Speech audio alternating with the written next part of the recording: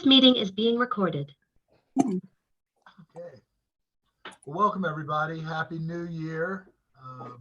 Another year to support caregivers throughout Virginia. And really hope this is going to be a very exciting year. We'll have the caregiver guide coming out this year. George has been working on the dementia roadmap, which is going to come out, which is going to be a really helpful piece for us. So I'd like to take a minute to welcome our new members. If you're on the call, please speak up, and I'd love to have you introduce yourselves. Kim Merritt, who's an options counselor at Healthy Generations Area Agency on Aging in Fredericksburg. Kim, are you here? Okay. Welcome, Kim. Janetta Clayton. Hi. Hi, Kim. There you are. All right. Just introduced you. Would you like to say a few things about yourself and introduce yourself to the membership? Sure. So I just started as an options counselor in the late fall, and I'm really enjoying it. I feel like it's options is it's a really cool program. And we actually have a new respite grant ourselves that we are offering to folks that I can share about whenever it's the right time. Okay. Yeah, if you want to put any links to that, just put it over in the chat bar. And, Great. People can pick up and call you if they need more information. Excellent. Okay, great. Thank you. Another new member, Janetta Clayton. Are you here with us today? If not, she is an RN, the owner of Beyond the Bedside Home Health in the Richmond area. Welcome. Another new member is Angela Johnson, who's the executive director of Valor Village Foundation. She is in Northern Virginia. If Angela's here, she can jump on, but if not, we will try to circle back with her, but welcome. And finally, Kimberly Witter from Elder Care Solutions. Kimberly, Hi. Hi, Yeah, it's wider, but it's okay. Yeah. So I'm in the Roanoke, Virginia area, and I'm CEO for Elder Care Solutions. We help family caregivers, and predominantly our clientele is female family caregivers that are helping their aging parents, and they're overwhelmed with the unsustainable cost of elder care. And so we will give them mainly 3 tactics. And so what can we do to help them lower the cost of care? What can we do to help them bring more income into the household by tapping into assets or benefits so that they can spend the money on care? And a big part of what we do is connect families to their local and some national resources like the AAAs that they exist to help them, but a lot of families just don't know about and don't know the services that are there. So I thought this would be a really great place to learn about the work that all of you are doing and build connections with you, because knowing about you and what you do is very important to the work that I'm doing. And I'll put some links to my contact info in the chat. And I'm also going to put a link to something called the Care Colloquium, which is a national conference I'm going to be putting on here in Roanoke late this year. And I would love all AAAs to come. So look it up and just reach out to me if you have any questions. Thank you for having me here. Sure. Kimberly, well, thanks for joining us. And I look forward to having you on the team here in the coalition going forward. Just a couple of quick announcements. The Federal Communications Commission has launched the Affordable Connectivity Program. I don't know if any of you have run into this, but on December 31st, FCC launch of the ACP, Affordable Connectivity Program, it's a longer term replacement for the Emergency Broadband Benefit Program. The investment in broadband affordability will help ensure households can afford the internet connections they need for work, school, healthcare, and more. The FCC also launched a toolkit of materials for partners to download and customize to meet their needs, and more materials will be added in the coming weeks. We have the last call for the January session of Mason Care's Stress Busting Research Study. The first session of this research study is starting this week and will be held on Monday mornings, Tuesday afternoons, and Wednesday evenings. The Mason Cares team is still enrolling interested participants through the end of this week, January 21st. I think you can probably still get in there. Participant enrollment for the March session will continue through January, February, and the beginning of March. The George Mason University Department of Social Work invites you and care partners caring for a loved one with dementia in the home to participate in Mason Cares. It's a research study assessing the effect of an evidence-based virtual education program on care partner stress management. The program serves to reduce care partner stress, burden, and increase care partner well-being. Very important. Let's see. If there are any other announcements from the AAAs, please speak up if there are any events coming up. George, did you get an email from Bonnie Vermillion about a Building Better Caregivers workshop? Yes, I got it. Oh, you got it. Okay. All right. Yeah. I was just about to send it out. Perfect. Thank you. This is a 2.5 hour, once a week for 6 week caregiver education program through the Self-Management Resource Center. So if you're familiar with chronic disease self-management and those programs, is of a similar format. A little bit tough in my experience to find caregivers who can commit 2.5 hours at one time, but it's virtual, and so it's open to anyone in Virginia if you know of anyone who might be interested. Thanks, George. Thanks, Joyce. David DiBiase is on the call. I saw. David, do you have any announcements from AARP that we should know about? Thanks, Nick. I don't at this time. Appreciate it. Okay. All right. Let's see. All right. Let's see. Any other announcements? Nick, any old business? I just have a couple of updates. So the Virginia Caregiver, or the VCC Caregiver Guide that we've been discussing for like a year now, is finally complete and finalized. And we have uploaded a PDF online for anyone who's interested in a digital copy or wants to share that.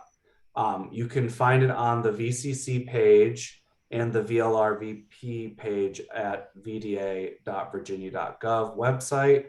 Some of you may be familiar with that. Some of you may not be. You can download it there. The next step is to get it translated into at least Spanish, maybe some other major spoken languages in Virginia. And I would like to also print 1,000 hard copies for distribution throughout the state. And we do have funds for that through the new Lifespan Respite grant that we received. Other old news, I'm still working on getting the VCC homepage on Virginia Navigator up and running. I had started those steps last year, and then it had to unfortunately get put to the wayside for a little while.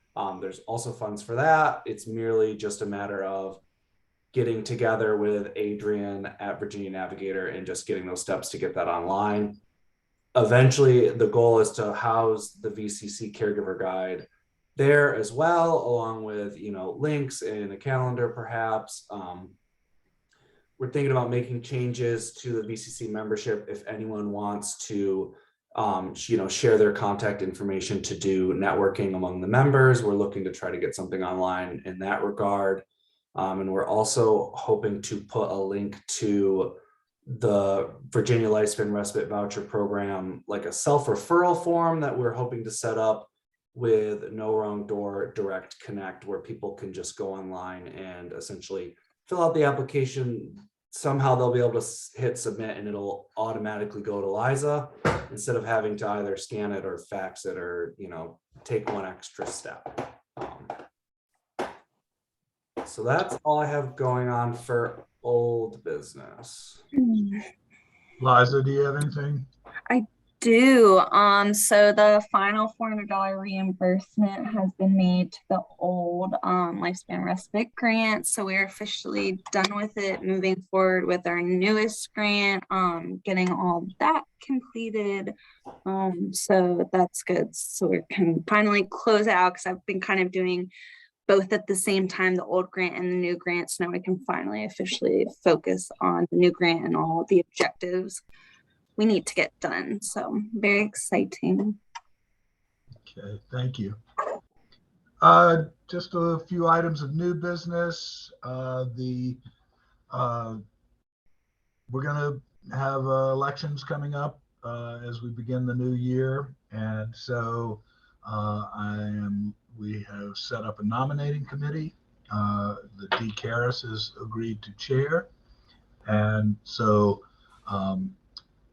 what we'll do is set it up so that if you want to make suggestions or have ideas or want to volunteer to be part of the process in terms of volunteering for committee chairs or committee positions, please send those items to Nick and he will forward them to Dee, and we'll move ahead. We plan to present a slate of officers at the March meeting, and then the membership, we'll send that out to the membership and we'll vote on that and then install new officers at our first meeting in July. That's correct. So any thoughts, any comments on the nominating process from anybody? This is, I wanted to read the full bylaws, but I think we're better served by letting Becky get her portion of the meeting going as soon as possible. But let me check in with my committee chair, with Donna, on future programs coming up. We have programs scheduled for March and for May so far. In March, I don't remember the date of the March meeting. We're going to be hearing from Kevin Kozel, who's the director of the Centers for Independent Living, and hopefully from a caregiver who has accessed services in those fields or in those agencies. In May, we're going to be hearing from Andy Platia, who is with the Falls Prevention Program in Aging, and she's going to do an interactive program with us. So there will be some actual involvement with her. So I'm really kind of excited about those two programs. And of course, the Becky Bowers Lanier program coming up in a few minutes. Thank you, Becky. George, anything from Dementia Services? No, apart from you flagged the dementia roadmap, which we've been working on with the Alzheimer's Commission for quite some time. It should be by our next meeting in March, it should be available. So I will keep everybody posted once we have the hard copies and the final PDF version. I'll give the PDF to Nick and Liza, and they can send it out to the members. So hopefully within 4 weeks. Okay. Yeah, seeing the preliminary layouts for those, it's really a really super piece, George. So I look forward to having that in hand. Nick, any DARS updates from you? Yeah, I have a couple things. First, George, Christy Jensen, and I are going to be presenting at the VCOA legislative breakfast to discuss caregivers and what kind of unmet needs we still have in the state and how state legislators may be able to help with that. That's going to be next Wednesday. And I'm very excited about it. Also a little nervous. It's, my first time doing something like that. So we'll see how that goes. But I plan on talking a lot about the respite voucher program and how we can kind of help caregivers by increasing, the availability of respite in other ways besides just our federal grant. Other than that, I do have one more kind of update regarding the new Lifespan Respite Voucher Program grant that we were awarded in July with the help of Emily. She wrote into the grant work plan a lot of things for the VCC to do. One of those is essentially creating a lifespan respite committee, or like to help work on a public awareness campaign, and to create some health education material and marketing material, and caregiver training videos, or finding them that may apply to Virginia caregivers. A lot. There's like a laundry list of things that I was able to print off, and it's going to be over the next 5 years. I'm hoping that we can find somebody to chair the committee and work with me on kind of helping to develop some of those materials. So I'll probably get an email for anyone who may be interested out to the membership. So please look forward to that. I would love some help, especially from caregivers or anyone who wants to kind of help with our respite voucher grant program. Okay, that's exciting and really adds a big dimension to the coalition, Nick. So thank you, Emily. Thank you, Nick, and good luck with that. I hope we can find some folks that will join in and want to take a leadership position on that with us. Let's see, Liza, any updates on the new grant? Almost. Yes. approved? Yes, it's going really well so far. By the end of January, I should have almost 120 people approved, which according to Dr. Laura Sands, we're doing really well. Right now I have 16 people reimbursed already, and I should have a little over 20 by end of January. So I think it should be over $12,000 we've already reimbursed. So that's really good, really getting somewhere. We've been getting a lot of feedback on we've changed up all of our documents, and we've given more fields to give feedback on every kind of step of the program. And we've been getting a lot more feedback than we had in the past. And I think the feedback is pretty positive so far, and just, helpful to how to fix anything that isn't really, working as smoothly.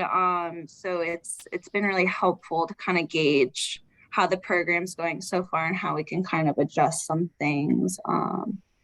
And then I have a few presentations coming up. I have a meet and greet with Home Health, the Goodwin House next week. And then sometime in February, Nick and I think, we'll be doing a presentation with Moms in Motions for National Caregivers Day. So something I'm doing. But yeah, that's it for me. Okay, thanks. That's terrific. Okay, so we'll turn it over to Donna to introduce our speaker.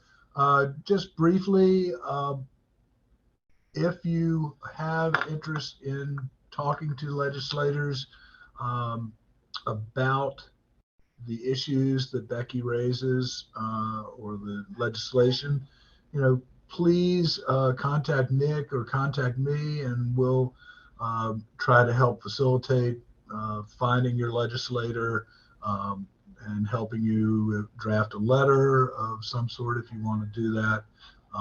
But just know that the VCC is here to support you in this as we advocate for caregivers throughout the state. So With that said, Donna, will you do the introductions? Sure. So today, January, the Virginia General Assembly has convened, and with that in mind, we're going to be hearing from Becky Bowers-Lanier. She is a consultant and lobbyist and advocate with B2L Consulting, which is a company that she owns. And she consults on many issues, including traumatic brain injury, some disabilities, autism. I think breastfeeding was one of them.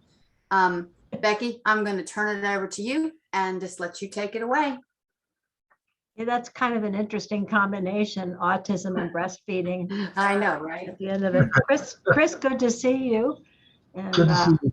yeah, it's been a little while. And I see David DiBiase is stalking in the background. So I feel like if just of the few people who I know on this call, you probably are all really the experts. And so what we'll go through, I don't want to repeat anything that you already know. Donna had asked me to do a few things. She wanted me to go through certain pieces of legislation around guardianship and brain injury, as she said, and a few others. And I put them in the same order that she wrote them to me. And then she also dropped in budget amendments. I am not doing budget amendments. And the reason is that the Senate budget amendments just dropped yesterday. The House amendments have not dropped yet. I have been drinking from a fire hose. And so I don't have them ready yet. However, now that I've been kind of looking at the lens of what you're interested in, and there are some issues that, kind of cross-pollinate, as I find any, I can send them to Donna and she can send them out, or I can send them to you, Chris. I still have your email address if this is one that chris@chrisnewford.com. That's it. Yep. All right then. Cool. Okay. So, and I'm what's between you and the end of this meeting. Fortunately, the bill that I thought I was going to have to, I was going to do this in the I call the Pocahontas building, which is the temporary General Assembly building. I'm calling it the Petri dish. So I was going to do it in the Petri dish today, and because the bill I was going to be there for was passed by for the day, I ran back to my office because it's much better to do something here than in the Petri dish. Okay, now let me see. There we go. So we're going to talk about the bills that are of interest. And as I said, this is what Donna told me to do. You notice there's nothing there about budget amendments, and I told you why. And then I added a few things, especially about virtual, what you can expect at the General Assembly, and some of you already know this, I'm sure. It's a little different than it's been in the past. It's much different from last year. And then kind of how you advocate in this hybrid environment. Finally, I have some tips for successful advocacy, which you may or may not want me to cover, but I put them there anyway. So I have hyperlinks here. So Donna asked me to look to talk about paid family leave, and to that I added paid sick leave. I believe these are all the bills that I have, and I apologize, I didn't put the summary for House Bill 851 on it. I think I am missing a couple, but I'm not sure. I would refer you to Senator Boysko's bill, Senate Bill 1. And by making that statement, she was saying to everyone, it's very important for her because she was the first person to get a bill dropped on paid family leave. And yes, ma'am.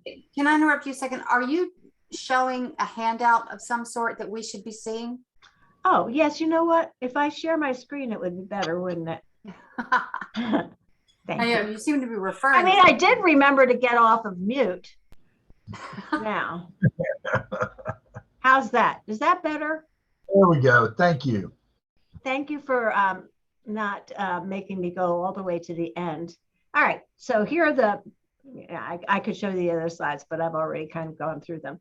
And I have all of these hyperlinked in the event that you want me to show the bill and where it is right now. I will tell you, all of these bills have not been heard yet.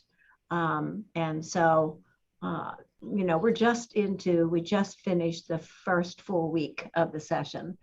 And so they're all hanging around. the paid family leave, I would point your attention to Delegate Byron's bill, which would create a private family leave insurance program. That's new. I haven't seen her have one before. And so, and I apologize on 851. Let's take a look at that one. Hopefully it'll come up on this screen. Come on. No, it won't. Okay, so let me see if I can. All right, so this is paid sick leave penalty state tax deduction is what it's called, the short version. And I apologize. I can't get it unless I do this. Let me see if I can do this. Hang on a second. Can you guys see that? Has that shown up? Nope. Okay, weird. All right. Sorry. All right, I'll send these to you and you can pull them up on your own screen. I really apologize. Wonder, hang on a second. Let me just see if I can play around with this a little bit more. Now we're getting there. Yeah, I'm going to pull up Firefox. So can you can see this now, right? Yes. All right. So much for the hyperlink. All right. This is the summary of Delegate David Reed's bill. Requires employers as defined in the bill to provide 40 hours of paid sick leave prorated to reflect the average number. So it's a family leave bill, sick leave bill. So that's not quite what we were looking at. Let me pull back up.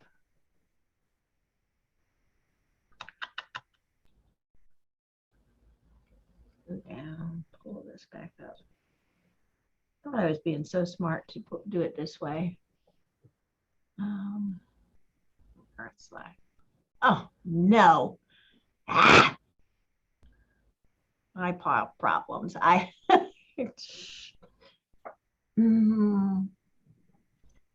You know, I should just leave that alone and stop messing with it. Use presenter view. That's the one I want. All right, my bad. Can you read this without my trying to mess anymore with the PowerPoint? Okay, I'm not messing with the PowerPoint. Respite vouchers. That was the second thing that Donna asked me. I haven't seen anything on a search of LIS for respite.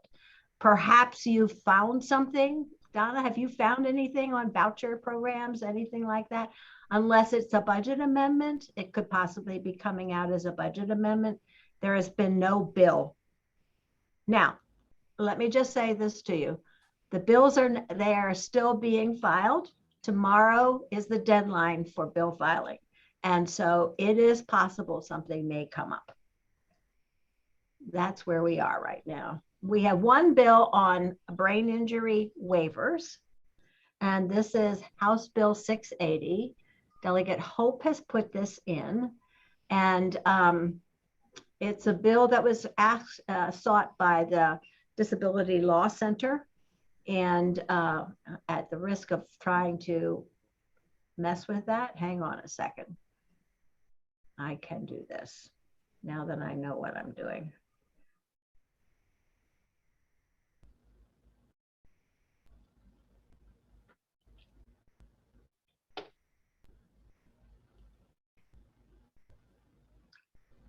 Looks pretty simple. It's pretty complicated, I'm sure. This one would have DMAS go through amending the state plan to include a provision of services for people with severe traumatic brain injury. And it's for targeted case management. Where will it go? I'm not sure. This is the first time this one has come up. So we'll see. There is some concern among the the brain injury services provider that it might, if targeted case management is included in the state plan amendment, will it cut into the state services, the general funds that are appropriated for brain injury services? And I think Donna's shaking her head, yes. So there's been that discussion. I have no idea how this is going to play out. It's difficult to define severe brain injury. Is it brain injury that's traumatic brain injury? Is it brain injury that is anoxic? Is it something that's caused by an illness? And so that you get into those kinds of problems. We'll see. I will also say that there is some discussion that was sent to Senator Emmett Hanger to ask for a general brain injury waiver. I don't have any more detail on that. Donna, do you know anything more about that? Have you heard anything? I had heard that there's a private company that owns neurorestorative that is pushing for that bill to get filed. And so I don't know what the status of it is though. Yeah, I haven't heard anything either. And I certainly didn't want to talk with Hanger about that this morning, since he was working on another bill for us. And I didn't want to bug him about it. Okay, so those are the two brain injury things I know. Now, there are some amendments that we've put in for case management and supportive housing assistance in among the brain injury services provider community. And as I said, the Senate bills came out, the Senate budget amendments came out yesterday, and this afternoon, the Senate Finance Committee is going to be hearing from their non-members about their budget amendments. So they dropped them yesterday, and today's the hearing, which is kind of gives you an idea of the speed at which things are going. I haven't even found the brain injury amendments, but I suspect that Ann McDonald is looking for them right now. Okay, guardianship.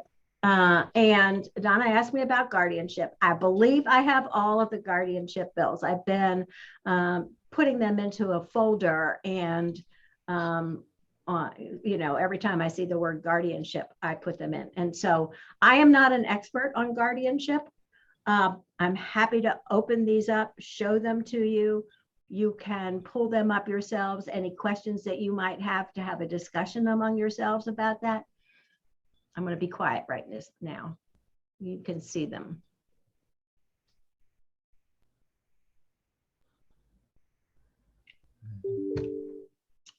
Are there any here that surprise you? Just from the title? Or instead of surprise, concern you from the title? Well, the ombudsman, is that a new approach that's being introduced? Yeah, I thought there was some discussion about ombudsman in the past. Let me see, that's 95. Hang on a second, we'll get it up.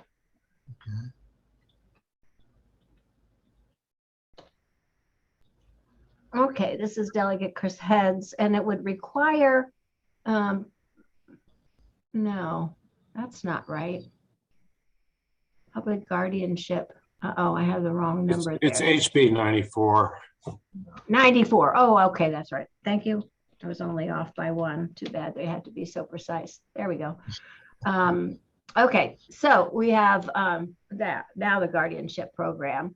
And this would direct the Commissioner of DARS to establish this program, the Ombudsman Office, and within DARS to assist members of the public in understanding the public guardianship process, make available information to the public, provide information to the public regarding local and regional public guardianship programs, receive complaints about the program, about guardians, and collect data regarding the number of inquiries.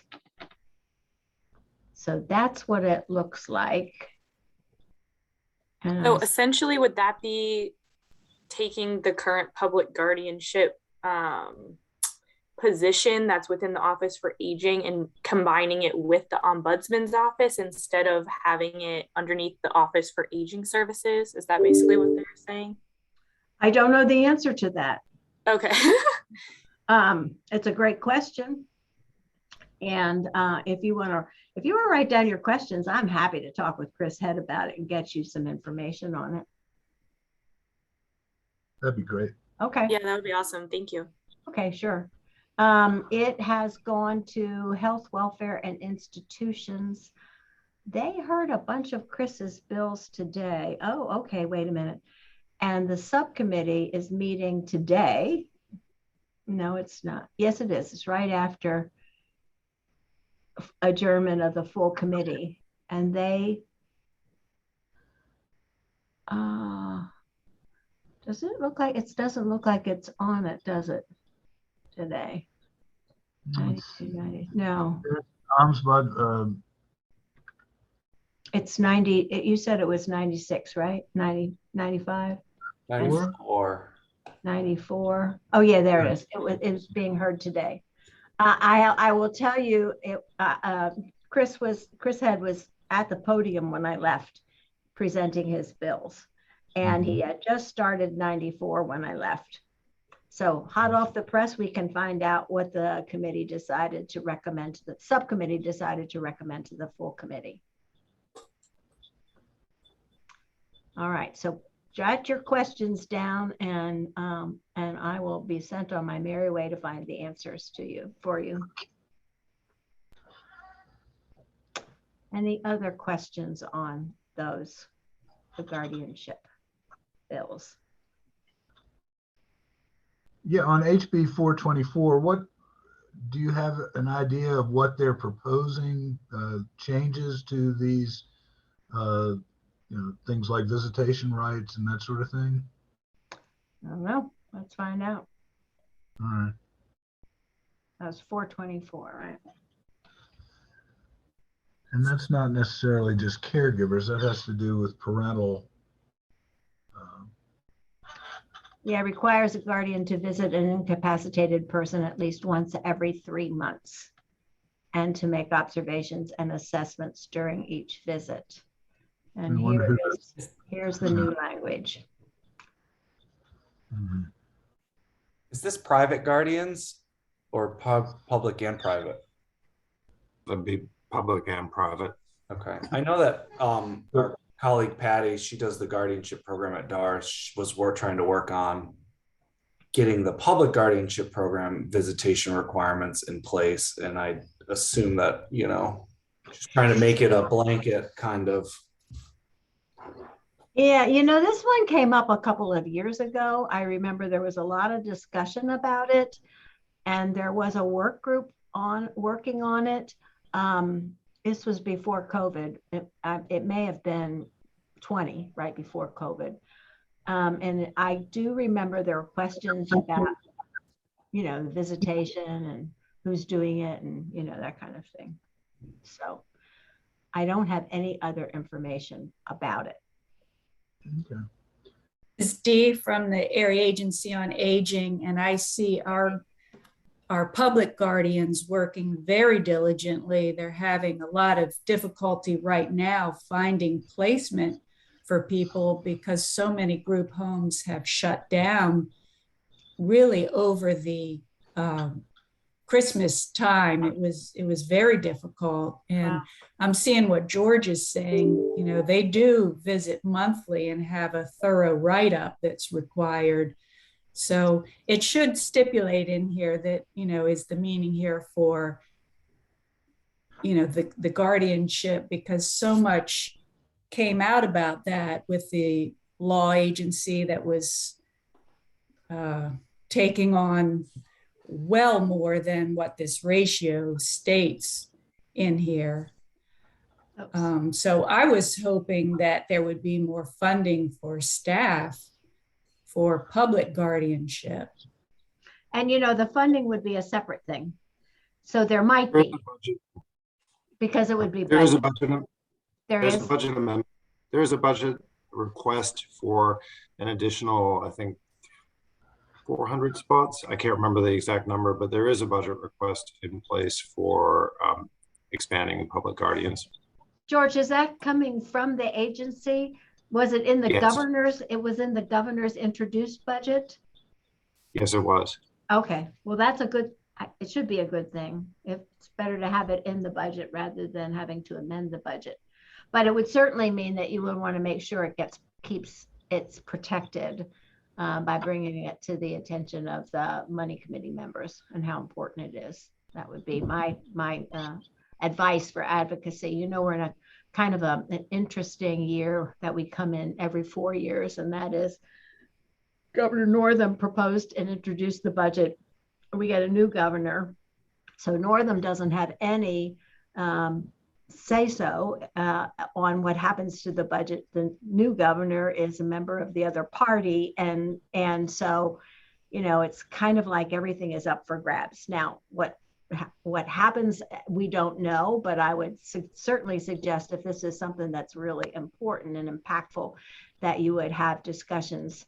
And you know, since it's an agency request, the agency could make sure that it communicates well with the money committee members, especially those that are in Health and Human Resources, to keep that in the budget.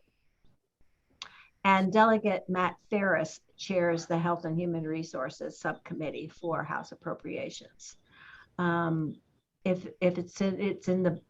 So in Senate Finance, the chair of that committee is Senator Emmett Hanger, and sort of the co-chair is Senator Janet Howe, but she's ex officio because she's finance chair. So Hanger and Ferris. Hanger, Ferris, and Howe. Yeah, and you know, and the two fiscal analysts are Mike Tweedy in Senate Finance and Susan Massart in House Appropriations. Okay. So Becky, who would be the key people to write a letter to? Yeah, well, members of the committee. So we can pull them up, the subcommittees. And I get nervous when you say letter. I'm sure you're not meaning letter. Right? You're meaning email. Good. All right. So let's find the subcommittee members.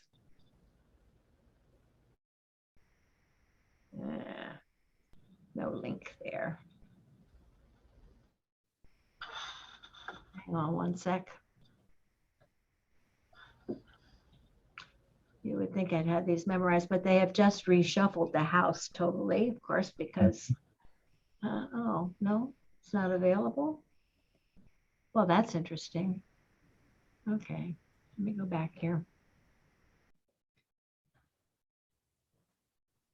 But we would be able to find that on the legislative information system, right? That's where I am. Yeah. And you saw what I got out of that. That's not helpful. Okay. Yeah, this is where it is. And I know Matt Ferris is the person in charge. Yeah, Susan. Okay.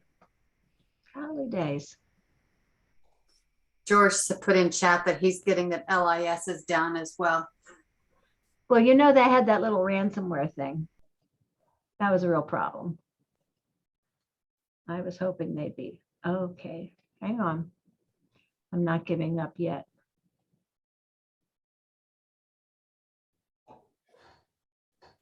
I was hoping that we'd get the names, the members here.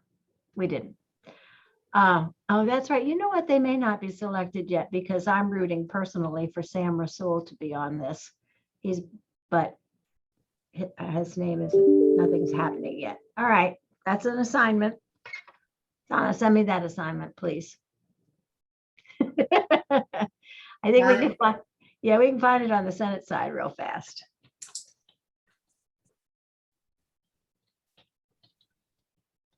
Nick, can you post a link to this site on the chat bar? To Liz? Yeah. Thank you.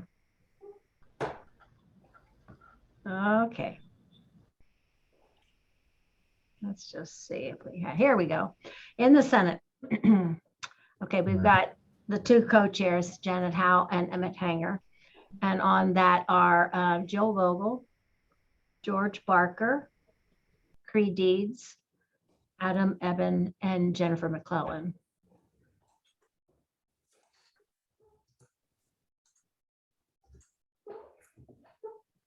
just posted the list link. Thank you. Good. Also, I think Jennifer McClellan's my senator, actually. This is very good. My last one was Saban Donovan before. Siobhan, Yeah. yeah, interesting. You see, she's not, I think she wasn't on it last year either. I think she's still on finance. Check that out. Somehow she's not on finance anymore. You don't want me to opine on that. Yeah, but I do have opinions.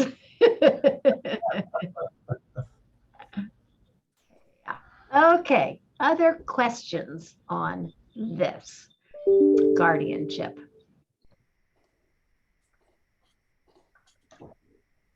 Now, just a thought, Donna, do you think that this might, the whole topic of guardianship might be something that we want to approach for the membership? You know, the ins and outs of when and where and who. Well, I was wondering about that, and also just a, general definition of what guardianship actually means to the individual.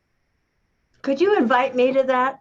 All the years I've been doing this work, and it's like a black box it falls into. Okay. Yes. Am I allowed to elope? Donna, when you get around to it, give me a shout. I may have a resource for us on that. That would be great. It's also really, I think, probably, well, no, Britney Spears was conservatorship. Never mind. Well, it did get some, some play, didn't it? Yeah. Yeah. Yeah.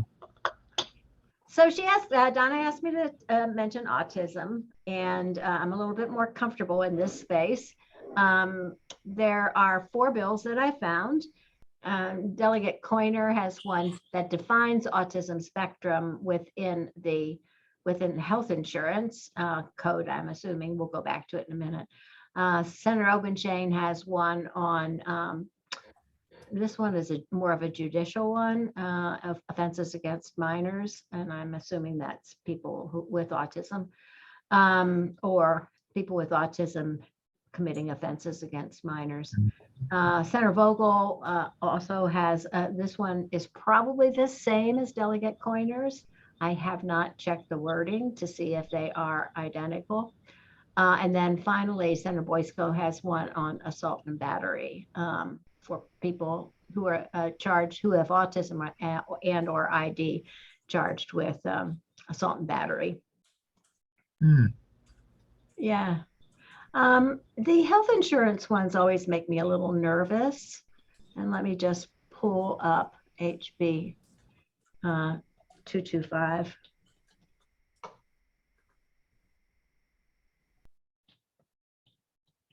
And I will tell you why I get nervous about them. So you see at the very bottom here, it's been referred to the Committee on Commerce and Energy. It used to be called Commerce and Labor. When the Democrats took over, it was called Labor and Commerce. And now the Republicans are back and they're calling it Commerce and Energy. But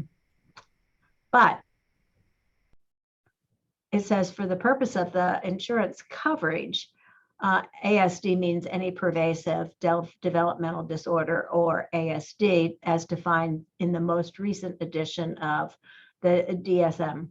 And then there's a definition of medically necessary. Let's see. So, the red strike throughs are what's going to be proposed to be deleted, and the yellow highlight is what is proposed to be added. This looks fairly much like a definition one. Yep, that's it. So it's actually a definition one. But so I hesitate, and whenever I see insurance, it may get sent to the Health Insurance Reform Commission, which we affectionately call the HERC. And the HERC, for the past 2 years, was led by Senator Barker, and he will continue to be the chairman this coming year.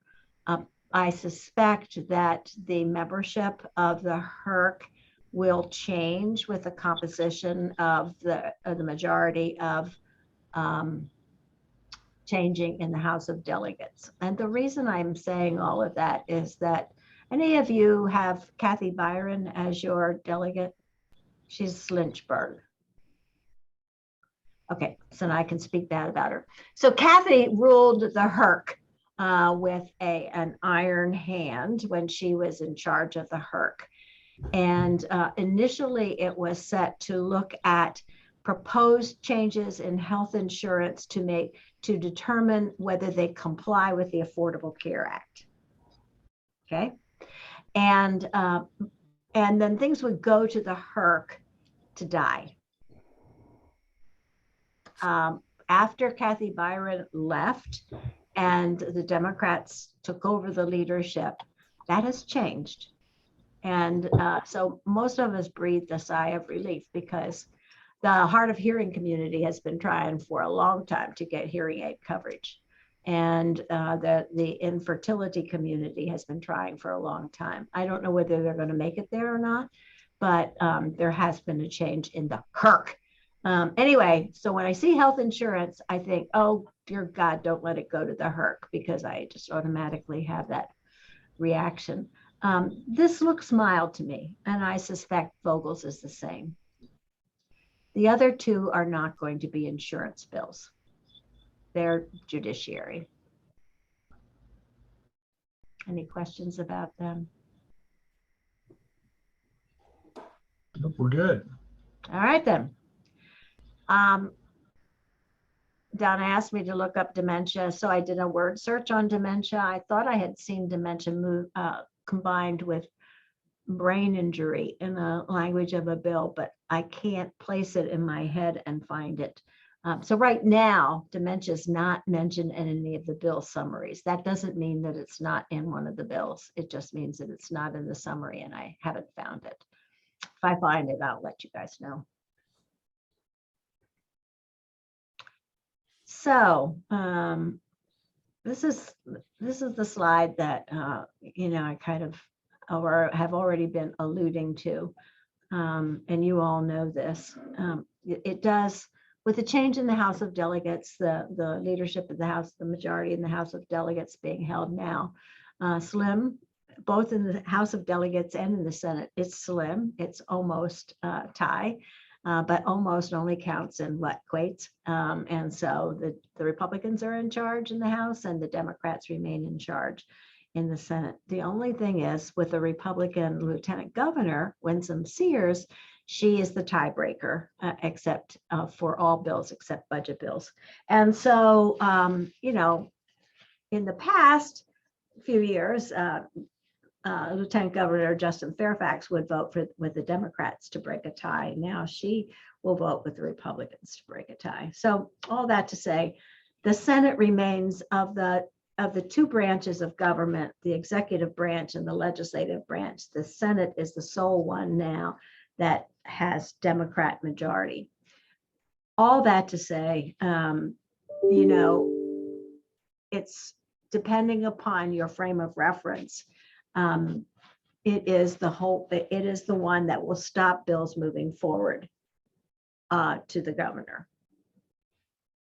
So the Republicans can do some strange things, and I call them strange.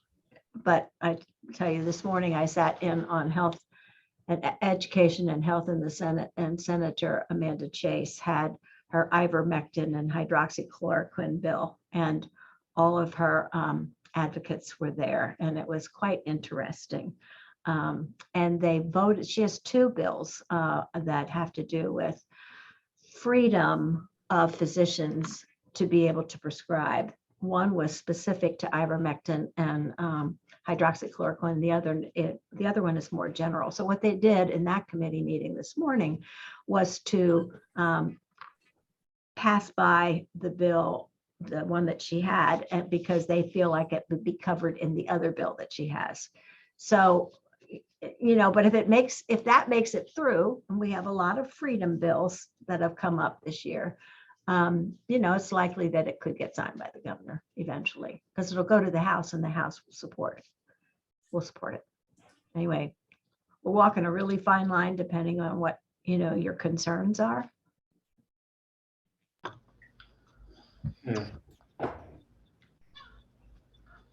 Somebody who wanted to say something?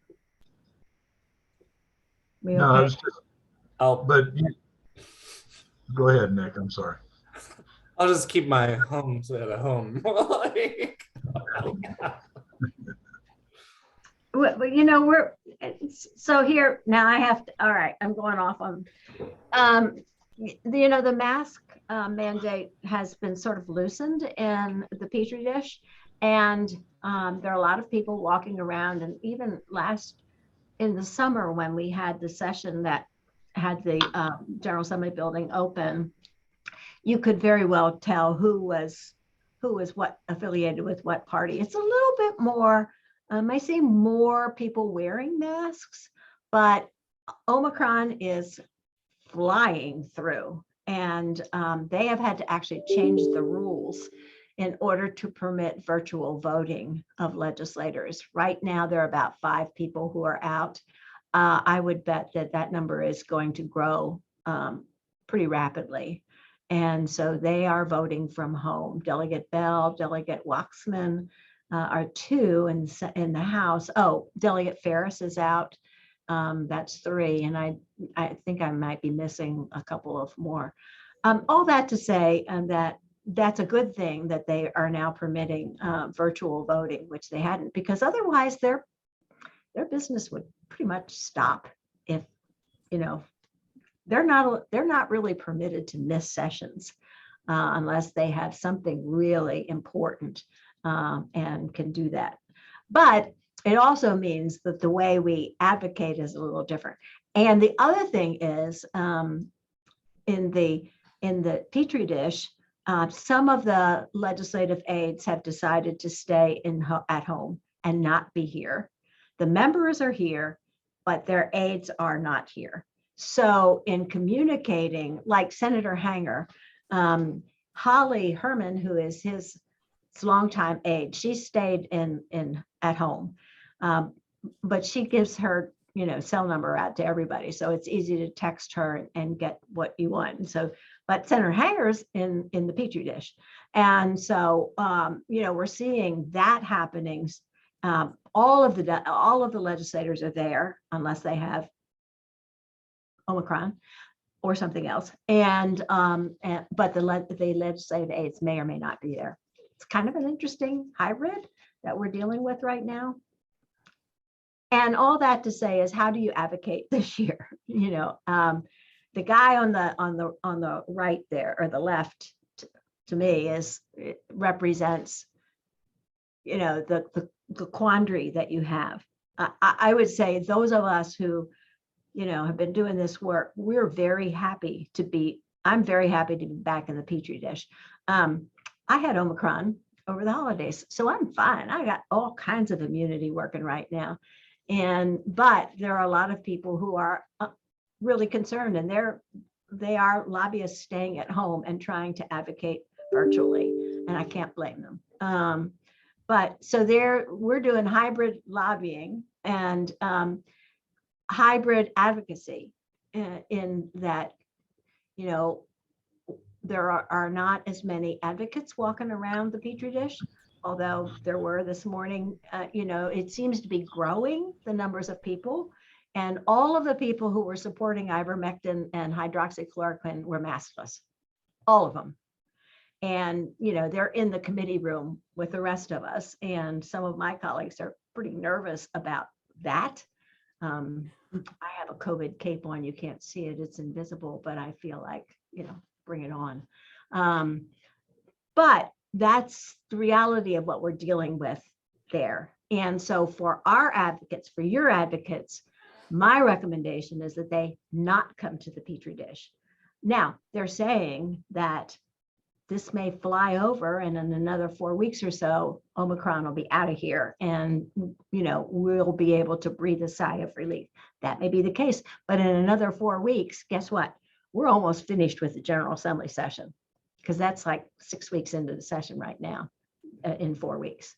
So people will have to advocate, I believe, in a different way, and that's, virtually. So Becky, how much time would someone have to be heard or to make a difference or to reach out? So when you're saying to be heard, Donna, are you saying attending a committee meeting virtually to make comments? Or are you saying, as I usually do, I go through the General Assembly building and I set up an appointment to visit with my member, and I go to the member's office and we talk, or I talk with either the member or their aide? Is that what you're saying? Or Right. are you saying we're going to set up a Zoom meeting with our member and do it that way? Or am I going to just text, or am I going to call? I think I'm asking about all of it. I mean, there's going to become a time when, lobbying isn't going to make any difference, or advocacy is not going to make any difference anymore. And is that going to be in 2 weeks, or is it Okay. Timeline. Yeah. Timeline. Yeah. 2 weeks. 2 weeks max. We got next week and the week after. That's it. Yeah. Okay. Thank you. Yeah. Because, this is the time that all the bills are being culled. And so I would say, this is the crazy time, but it's also the best time in order to make your points across. That said, you got to figure out which is the most effective way. And I don't have an answer for that. I would like to tell you, I think Zoom would be great, but I also know that takes time. Yeah. And members don't have that kind of time right now. So backing off on that, it would be calling their office and seeing, is there a way to speak with them? Not likely to happen. You likely have to give a message, and then also emailing. Okay. And so I put it in that order. I think that's helpful. I find that helpful to know. Good. Yeah. So, this, as we were just talking about, it goes fast. And so therefore, I would say, if you know people who know people, if you know, like Chris, if you are best friends, or relatively speaking, with your delegate, and your delegate happens to be on a committee that's hearing the bill, especially a subcommittee, you're in the best position to make the case. Lisa, how do you pronounce your name, Lisa? Is it Lisa? Okay. Liza. Oh, sorry. So Liza, like, you have a new delegate, you haven't met that delegate, you don't know that delegate. That makes your advocacy a little bit more difficult, but not impossible. The new delegates are like, they're drinking out of a fire hose, and they probably will entertain interactions more so than anyone else. Story on that. Yesterday, I did a presentation for the mental health advocacy, and Delegate Sewell was on, Sewell. I didn't know Delegate Sewell I didn't even know there was a Delegate Sewell in the General Assembly. That's how bad it is for me right now. And she was fabulous. She was like so engaging. And, I listened to her, and I thought to myself, I'm going to stop by her office. So I'm waiting in the hall to talk with Delegate Head, and here comes Sewell down the hall, and I stopped her and I said, I saw you on the advocacy thing this morning. I was the one who was talking about making one-pagers at third grade reading level at 14 fonts for delegates because they don't have time. And I said, it's not from stupidity. And she heard that and she started laughing. And she said, she's an advocate for domestic violence, I think, in her other job. And so she knows that. But, so I made a new friend with her. All that to say, you got to start someplace, and it may not be perfect, but you do the best you can. But knowing connections is really helpful in order to make a case. And we don't have much time, but we have to keep on doing it, because otherwise, if you're not doing it, somebody else is going to be speaking for you. So, you know, if somebody's got an eye on things down there in the coalition, do you have eyes down there who are, you know, watching bills? Have you picked things that you know you want to? And you don't have to answer this, but if you know what it is that you are interested in advocating for in a major way, like pants on fire, or if you have something that you know you don't like, pants on fire, then you got to have a way of getting to the right people to make that point. And you may want to figure it out among yourselves how that happens. And if you're working with larger groups of advocates, you just, you know, you kind of just do the blast and you say, hey, get in touch with, and this is what you say, and not be, it's the shotgun approach versus the laser approach. Kind of mixing metaphors, but you want, you know, with advocates, you do shotgun and say, now's the time to get in touch with your delegates and your senators. And they may know nothing about what you're asking, but, you know, they're yours. So here's what you say, here's how you do it, and please do it now. And sometimes people will say, well, why don't they give us 24 hours? Well, you're lucky if you get 24 hours in the Virginia General Assembly. So yeah, I mean, they got to be plugged in to listen, to see emails, to get calls to action.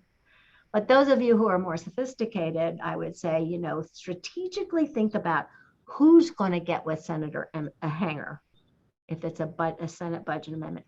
Who is the one person who can speak for the coalition to talk with him about it? And then try to engage him in the conversation, because you're speaking for a whole group of people. Does that make sense? So the two approaches, shotgun, laser. Mm-hmm. Yeah. And remember the turnaround. Okay. And you know, here's the other thing. You want to get your people, if you're doing the shotgun approach, everybody's going to send out an email. They only send out to their people they vote for. Okay. They do not send to all 100. They send to one delegate, one senator. If you don't do it that way, you know what the aides do. If they don't see in the email, I am your constituent and my address is, the email goes right away into the trash. It doesn't get counted. So if you want your opinion to count, you have got to say this in the communication, both email and voicemail or telephone call. And then what is it you're doing? What is it you want them to do? And why is it important? And then thank you. I mean, all that can be done very quickly. Don't write a book. Yeah, that's really important. That's the one thing I've always heard at federal and state level lobbying is, or advocacy or whatever. I am your constituent is the only thing that's important. The first thing you do. Yep. Very, very important. Yeah. And then at the top of it, you always put in the subject line, you say vote for or against and put the bill number. Support this budget amendment and name what budget amendment number it is. You want them to be directed to that, then for you to establish your bona fides with the member, and then to say why it's important. And thank you.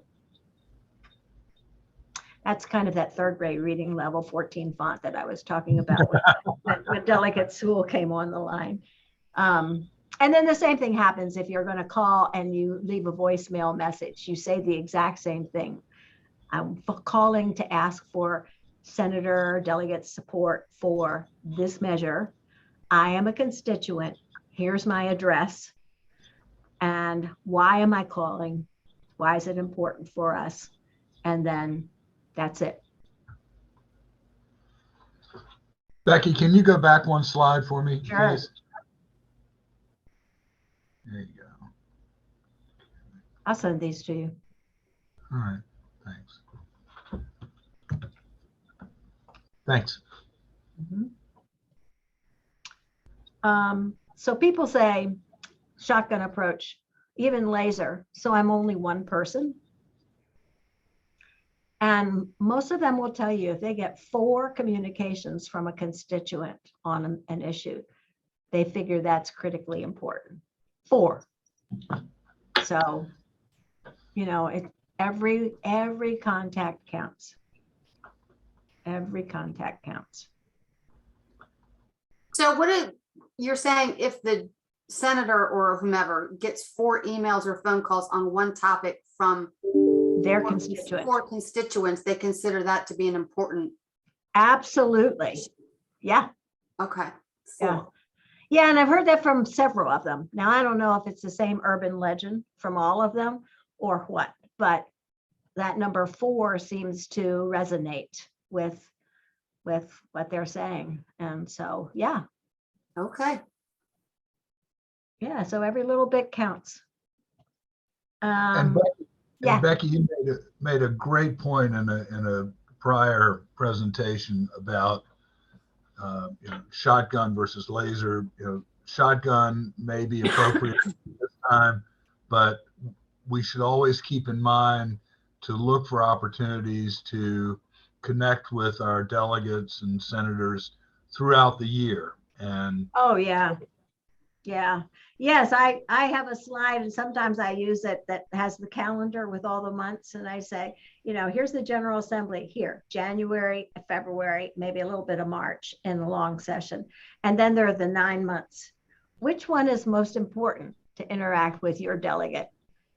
And the answer is not those 3. It's the rest of the year, because that's when you get that laser approach, Chris. That's when you learn who they are, what they're interested in. They learn about you, what you're interested in. And so when you call later on, they remember, and they, you know, so it's not like, you know, that Tide commercial with those 2 dudes making phone calls, making cold calls. I don't even, it's some kind of Tide detergent, but I laugh every time I see it because they're making cold calls. And, you know, cold calls are like the worst thing, but the first call is always a cold call, but you can't do one cold call. You've got to do the first one and then pile on over time. Let them know that who you are and what you're interested in. That's very, very important. So anyway, I use this one a lot. As here's number 1. The other one that I think is personal characteristic for grassroots advocates is to be flexible. You know, yeah, that's just the way it is. All right. So I think, you know, I'm not going to tell anymore, but the relationship is the most important thing that can happen. And of course, the power broker is the most important person. But that's being really strategic. And, you know, your member is really, really important, whether they're the power broker or not. If they know you, they have a relationship with you, they will take the message you're asking and give it to the right person. So they become the conduit for the right person. Your person may not be on House Appropriations or Senate Finance, but if they know you and have that relationship with you and you say, I need help with this budget amendment, they'll make the contact with the right person and say, hey, I got a constituent who's really interested in this. So yeah, that's important. Becky, how important are stories? I mean, Stories are very, very important, Chris. Yeah. So if you're a caregiver or if you have stakeholders at your AAA who need to, you know, have something they want to get off their chest, you can facilitate that and get that story along to. Yeah. Yeah. No, I have a story to tell about that. And that has to do with ivermectin and hydroxychloroquine and what happened this morning at the generals in the Petri dish. So all these people were supporting Senator Chase's bill. And there's one woman who's holding up a book that's a rant against Anthony Fauci. I can't even remember the name of the book. And she's walking around in the committee room before it starts, holding this up. And then when their bill was passed by, she was yelling and said, "You need to read this," and I'm blah, blah, blah on her way out the door. And I thought, yeah, she's really emotional about this. This is very important to her, but it turns people off. So the story, she was saying, my husband's in the hospital, and if he had ivermectin, he would be he would be in better shape. I'm thinking, okay, fine. That's a story you're telling, but you're telling it in a loud way in the wrong place. And people remember bad stories as well as good stories.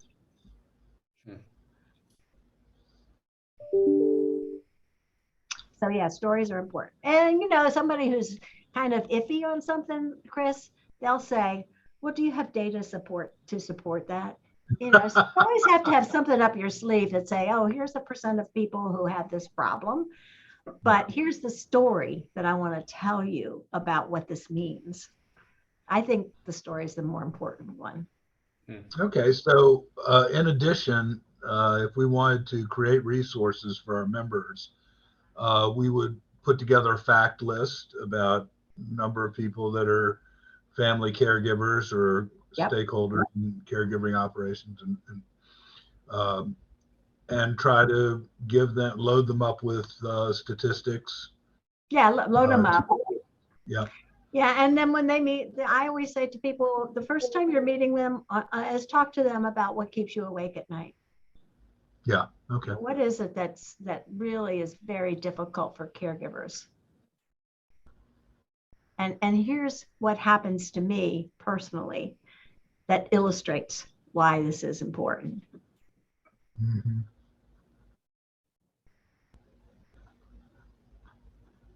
Okay. Thanks. Great tip.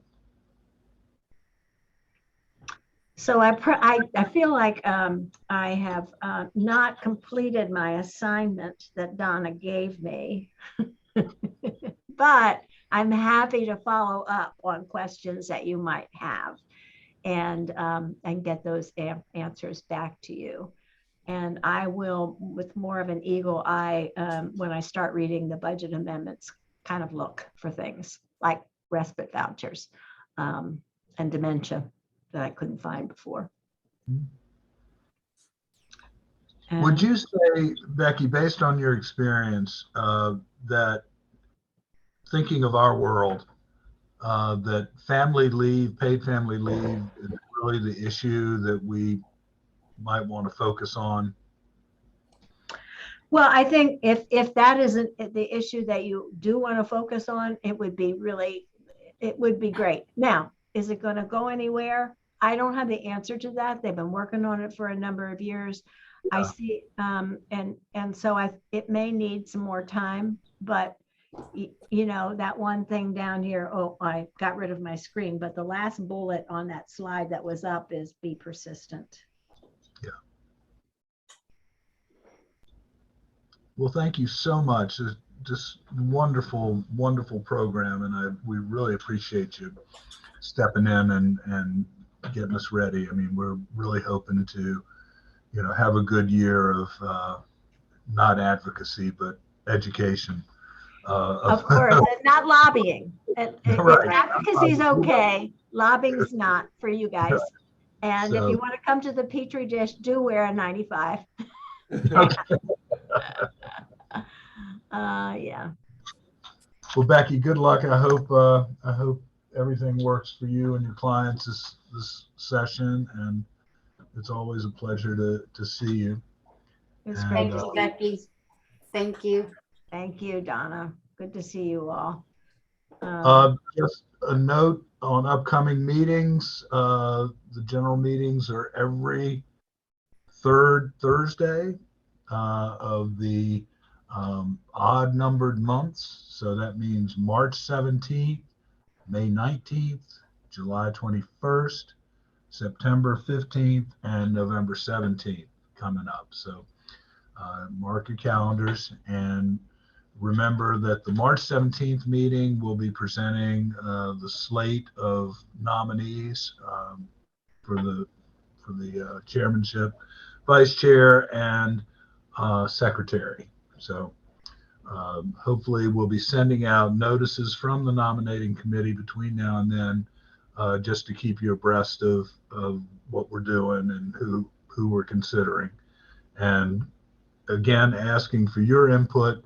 We're always looking for rising stars, people that want to have an opportunity to develop their leadership skills here in the VCC. And we try to provide mentorship and opportunity for that to develop our caregiver stakeholders and leaders throughout the state. So with that said, I will say goodbye. And Becky, thank you again. Always a pleasure. And welcome to our new members. And so glad to have you with us. So Happy New Year, everybody. We'll see Thank you you. in March. See you in Bye March. now.